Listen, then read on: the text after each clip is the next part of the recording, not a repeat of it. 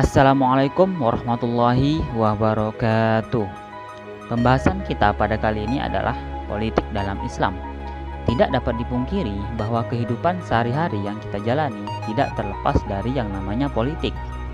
Meskipun masih ada masyarakat yang berpandangan bahwa politik dalam Islam itu haram, namun substansinya politik dan Islam itu tidak dapat dipisahkan.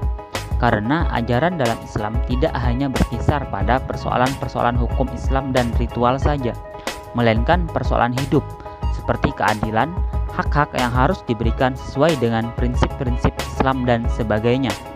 Jadi, politik Islam adalah apa saja yang dilakukan dalam kerangka untuk mewujudkan ajaran-ajaran Islam kepada manusia.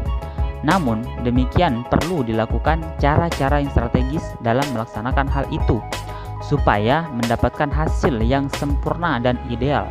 Dan satu-satunya cara yang tepat adalah melalui wadah partai politik. Dan juga tanpa politik, dakwah Islam tidak mungkin dapat dilaksanakan secara maksimal jika tidak menggunakan sarana politik. Dengan wadah partai politik, Islam dapat menembus elit kekuasaan dan dapat mempengaruhi penyusunan aturan dan kebijakan-kebijakan yang diolah di parlemen. Dengan demikian, memperjuangkan ajaran-ajaran Islam melalui kekuatan politik untuk merebut kekuasaan, sehingga dapat mempengaruhi segala keputusan dan peraturan yang disusun oleh parlemen, sehingga mendapatkan manfaat bagi semua kelompok, terutama adalah kaum muslimin. Dengan kata lain, politik Islam kekuasaan untuk mengatur pemerintahan. Politik Islam adalah pemerintahan yang berbasis pada Islam itu sendiri, sebagaimana yang pernah diperjuangkan oleh Nabi, yaitu negara Madinah.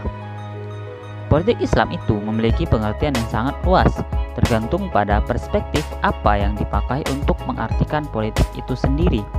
Politik Islam adalah strategi melaksanakan dakwah Islam yang tepat dan mengenai sasaran yang dituju. Ketika dunia Islam mengalami kemunduran, ada salah seorang tokoh asal Afghanistan, Jamaluddin Al-Afghani, yang juga disebut-sebut sebagai tokoh pembaharu dalam Islam, yang memiliki pemikiran untuk kembali membangkitkan semangat juang khususnya di kalangan umat Islam.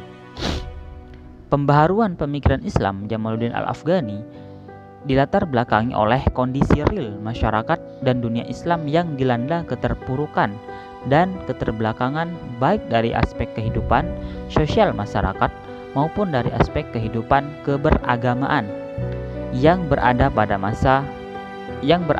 masa-masa kejumudan.